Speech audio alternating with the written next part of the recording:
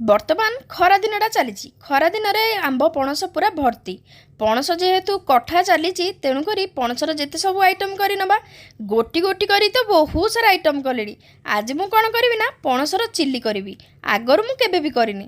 ସେଥିପାଇଁ ମୁଁ କ'ଣ କଲି, ପଣସକୁ ଗୋଟେ ସିଟି ଭିସିଲ୍ ମାରିକି ତାକୁ ବହୁତ ଭଲ ଭାବରେ ଛାଣିକି ବାହାର କରିନେଲି। ଟିକେ ଥଣ୍ଡା ହେବା ପରେ 2 ସ୍ପୁନ୍ ମୁଁ ସେଥିରେ ମଇଦା, 1 ସ୍ପୁନ୍ କର୍ଣ୍ଣଫ୍ଲୋରକୁ ଏଡ଼୍ କରିନେଲି। ତାପରେ ହଳଦୀ ଗୁଣ୍ଡ, ଲଙ୍କା ଗୁଣ୍ଡ, ମସଲା ଗୁଣ୍ଡକୁ ଏଥିରେ ଏଡ଼୍ କରିନେଲି। ସ୍ୱାଦ ଅନୁସାରେ ଲୁଣ, ଅଦା ରସୁଣ ପେଷ୍ଟ ଆଉ ଅଳ୍ପ କିଛି ମୁଁ ରାଶିକୁ ଏଥିରେ ଏଡ଼୍ କରି ନେଇଛି। ରାଶି ହେଉଛି ଅପସନାଲ୍, ଆପଣ ଯଦି ଚାହିଁବେ ୟାକୁ ସ୍କିପ୍ ମଧ୍ୟ କରିପାରିବେ। ତାପରେ ଏଇ ମିଶ୍ରଣକୁ ବହୁତ ଭଲ ଭାବରେ ଗୋଳେଇକି ରଖିନେବା, ଯେମିତିକି ଆମର ପଣସର ଚିପ୍ସ କରାଯାଏ ସେଇଭଳି ଭାବେ କନସିଷ୍ଟେନ୍ସି ଆସିବା ଯାଏ ୟାକୁ ବହୁତ ଭଲ ଭାବରେ ଅଳ୍ପ ଟିକେ ଟିକେ ପାଣି ଦେଇକି ୟାର ଗୋଟେ ଘୋଳ ପ୍ରସ୍ତୁତ କରିନେବା। ଘୋଳ ପ୍ରସ୍ତୁତ କରିନେବା ପରେ ଯେହେତୁ ଆମର ପଣସକୁ ବହୁତ ଭଲ ଭାବେ ସିଝା ହେଇସାରିଛି ତ ଇଏ ଛାଣି ହେବାକୁ ଅଧିକ ସମୟ ଲାଗିବନି।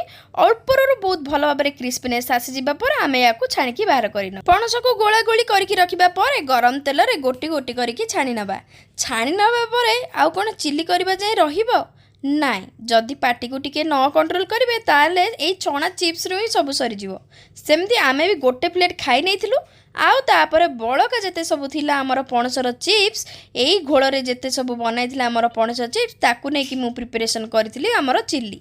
ଚିଲ୍ଲି ମୁଁ କିଭଳି ଭାବେ ପ୍ରିପାରେସନ୍ କରି ତାର ରେସିପି ମଧ୍ୟ ମୁଁ ଆପଣମାନଙ୍କ ସହିତ ସେୟାର କରିବି। ତ ଏଇଭଳି ଭାବେ ତେଲରୁ ବାହାର କରିକି ସାଇଡ଼୍ରେ ରଖିନେବେ। ସାଇଡ଼୍ରେ ରଖିନେବା ପରେ ଗୋଟେ କଡ଼େଇରେ ମୁଁ କ'ଣ କରୁଛି, ଅଳ୍ପ କିଛି ତେଲକୁ ଗରମ କରି ନେଉଛି। କିଛି ଅଦା ଏବଂ ରସୁଣକୁ ଛୋଟ ଛୋଟ ପିସ୍ କରି କାଟିଥିଲି ଏଥିରେ ଏଡ଼୍ କରି ନେଉଛି। ଅଳ୍ପ ସମୟ ପାଇଁ ଅଦା ରସୁଣକୁ ବହୁତ ଭଲ ଭାବେ କୁକ୍ କରିନେବା। ଅଧିକ କୁକ୍ କରିବାନି, ଅଦା ରସୁଣ ହାଫ୍ କୁକ୍ ହେବା ପାଇଁ ବହୁତ ଭଲ ଭାବରେ ଲୋ ଟୁ ମିଡ଼ିୟମ୍ ଫ୍ଲେମ୍ରେ ୟାକୁ କୁକ୍ କରିନେବା। ତାପରେ କ୍ୟୁବ୍ ସାଇଜ୍ରେ କାଟିକି ରଖିଥିବା ଆମର ପିଆଜକୁ ଏଥିରେ ଏଡ଼୍ କରିନେବା। ପିଆଜକୁ ମଧ୍ୟ ଅଳ୍ପ ଟିକେ ସମୟ ପାଇଁ ବହୁତ ଭଲ ଭାବେ ଭାଜିବା ପରେ 2 ରୁ 3 ମିନିଟ୍ ଭାଜିବା ପରେ କାଟିକି ରଖିଥିବା କ୍ୟାପ୍ସିକମ୍କୁ ମଧ୍ୟ ଏଥିରେ ଏଡ଼୍ କରିନେବା। ଯେହେତୁ ଆମର ଚିଲ୍ଲି ବନୁଛି, ଚିଲ୍ଲିରେ ପିଆଜ ଏବଂ କ୍ୟାପ୍ସିକମ୍ ଆମର ଟିକେ ଦର କଞ୍ଚା ରୁହେ, ତେଣୁକରି ଆମେ ଅଳ୍ପ ସମୟ ପର୍ଯ୍ୟନ୍ତ ୟାକୁ ଭାଜିବା। ଅଳ୍ପ ଟିକେ ଲୁଣକୁ ଏଥିରେ ଏଡ଼୍ କରିନେବା। ସ୍ୱାଦ ଅନୁସାରେ ଲୁଣକୁ ଏଥିରେ ଏଡ଼୍ କରିନେବା, କାହିଁକିନା ଯେତେ ସବୁ ସସ୍ରେ ଲୁଣ ଅଛି।